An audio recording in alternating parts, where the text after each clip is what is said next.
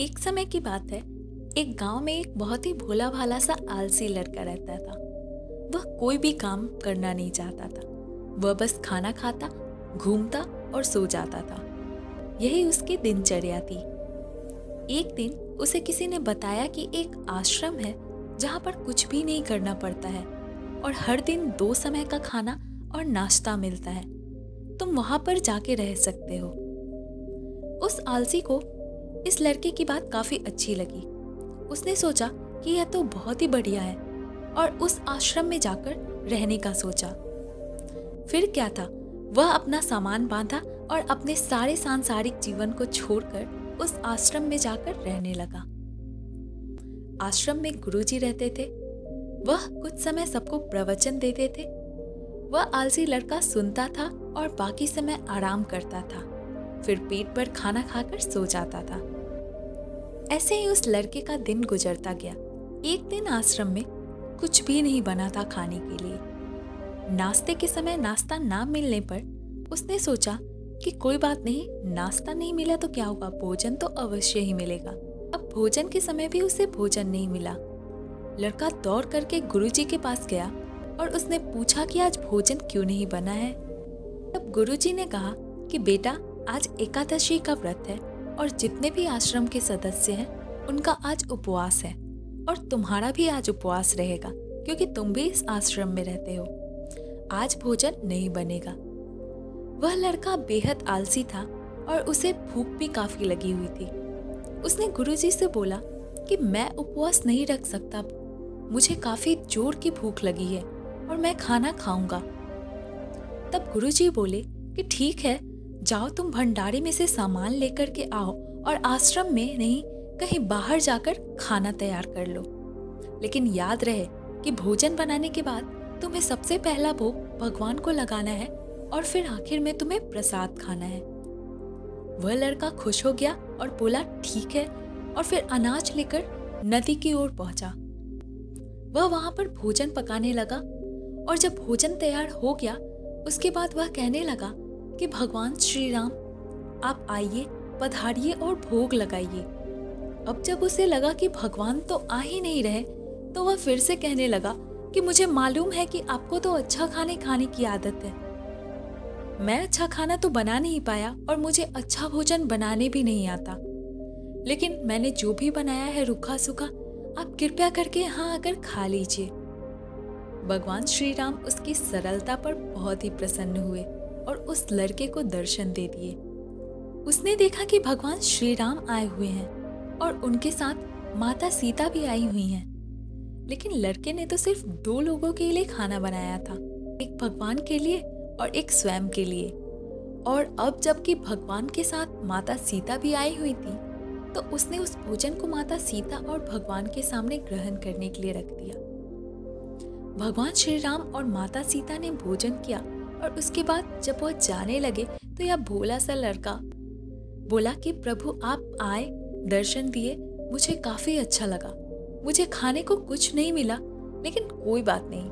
लेकिन आपसे एक विनती है प्रभु कि आप जब अगली बार आए तो कितने लोग आएंगे यह मुझे बता दीजिए ताकि मैं उतने लोगों के लिए भोजन बनाकर रखूं। भगवान श्री राम मन ही मन मुस्कुराए और फिर अंतर ध्यान हो गए। लड़का उसके बाद आश्रम आ गया। फिर दिन बीतता गया और एक बार फिर से एकादशी का व्रत आया। उस दिन उसने 3-4 लोगों के लिए अनाज लेकर नदी किनारे पहुंचा और बड़े ही प्रसन्नता से भोजन बनाया और इंतजार करने लगा कि प्रभु आइए और भोग लगाइए। इस बार लड़का देखता है कि भगवान श्री राम पूरा राम दरबार ही लेकर आए हैं, जैसे कि माता सीता, लक्ष्मण, भरत, हनुमान जी और भी काफी लोग आए हुए हैं। लड़के ने तो 3-4 लोगों का भोजन बनाया था और इस बार भी भोजन कम पड़ गया। इस बार फिर से लड़के ने कुछ भी नहीं खाया, भोजन प्रभु के आगे रख दिया। लड़के ने 3-4 लोगों का ही भोजन बनाया था और इस बार भी भोजन उसके लिए कम पड़ गया। भगवान के जाने पर वह फिर से उदास हो गया और भूखे ही वापस लौट आया। अब लड़का फिर से आश्रम गया। फिर से दिन बीते और फिर से एक दिन एकादशी का दिन आया। इस बार वह गुरुजी से कहा कि गुरुजी मुझे इस बार थोड़ा ज्यादा अनाज चाहिए। तब गुरुजी सोचने लगे कि यह इतना सारा अनाज का करता क्या है, कहीं इसे बेचता तो नहीं है। फिर उन्होंने कहा कि ठीक है, तुम इस अनाज को ले जा सकते हो, लेकिन मेरा प्रश्न यह है कि तुम इतने सारे अनाज का करते क्या हो। तब लड़के ने कहा कि मैं इतना सारा अनाज ले जाकर भी, भोजन बनाकर भी स्वयं भूखा रह जाता हूँ। वह बात यह है कि प्रभु बहुत सारे लोगों के साथ आते हैं तो उनको भोजन कराना पड़ता है मुझे। गुरुजी को लगा कि लड़का पागल हो गया है, लेकिन गुरुजी ने सोचा कि चलो ठीक है, एक बार चलकर देखते हैं कि यह लड़का इस अनाज का वाकई में करता क्या है। वह भोला सा लड़का अनाज को लेकर नदी के किनारे पहुंच जाता है और इस बार भोजन बनाता ही नहीं है। वह सोचता है कि प्रभु हर बार ज्यादा लोगों को लेकर आते हैं और इस बार वह जितने भी आएंगे वह स्वयं भोजन बनाएंगे और भोग लगा लेंगे, और फिर प्रेम से प्रभु को बुलाने लगा।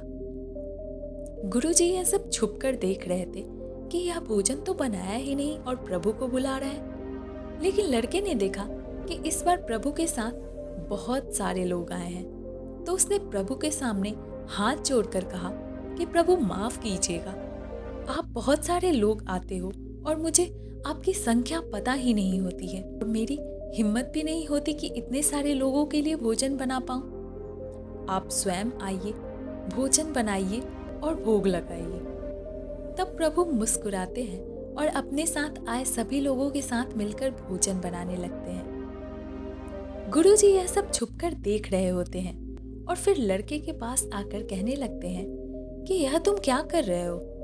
लड़का कहता है कि गुरुजी आपको दिख नहीं रहा कि भगवान श्री राम पधार चुके हैं और माता सीता भी आई हुई हैं, हनुमान जी और बहुत सारे लोग भी आए हुए हैं जो कि स्वयं भोजन बना रहे हैं। तब गुरुजी ने बोला कि क्या तुम पागल हो गए हो, मुझे तो कोई दिख ही नहीं रहा है।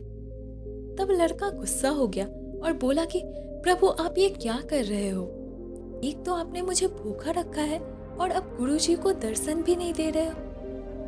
वह गुरुजी मुझे पागल समझ रहे हैं, कृपया करके गुरुजी को दिख जाओ। तब श्री राम बोले कि नहीं, मैं इन्हें नहीं दिख सकता। तब लड़के ने प्रश्न किया कि आप क्यों नहीं दिख सकते मेरे गुरुजी को, वह तो बहुत ही महान है और बहुत बड़े ज्ञानी और ज्ञाता भी हैं। भगवान बोले कि हाँ, ज्ञानी और ज्ञाता तो वो हैं, लेकिन तुम्हारी तरह सरल नहीं है। जो सरलता तुम में है वह तुम्हारे गुरुजी में नहीं है। लड़के ने यह बात गुरुजी से कह दी कि भगवान श्री राम कह रहे हैं कि आप में सरलता नहीं है, आप मेरी तरह सरल नहीं हैं, इसलिए वह आपको नहीं दिख सकते। यह सब सुनकर गुरुजी की आंखें नम हो गई और वह बोले कि तुमने बिल्कुल सही कहा, मेरे अंदर तुम्हारे जितनी सरलता है ही नहीं, और वह फिर माफी मांगने लगे। यह सब सुनकर भगवान श्री राम को गुरुजी पर दया आ गई और फिर उन्होंने गुरुजी को भी दर्शन दिए। तो दोस्तों, इस कहानी से हमें यह शिक्षा मिलती है कि जीवन में सरलता सबसे ज्यादा जरूरी है। आप जितने सरल रहेंगे उतना जीवन में आगे बढ़ते रहेंगे। जब आप सरल होते हो तो आपको समझने में सामने वाले को आसानी होती है, आप खुद भी खुश रहते हो और दूसरों को भी मुस्कुराने की वजह देते हो। अगर आपको यह कहानी पसंद आई हो तो कृपया इस वीडियो को लाइक करें और इस चैनल को सब्सक्राइब करें। धन्यवाद।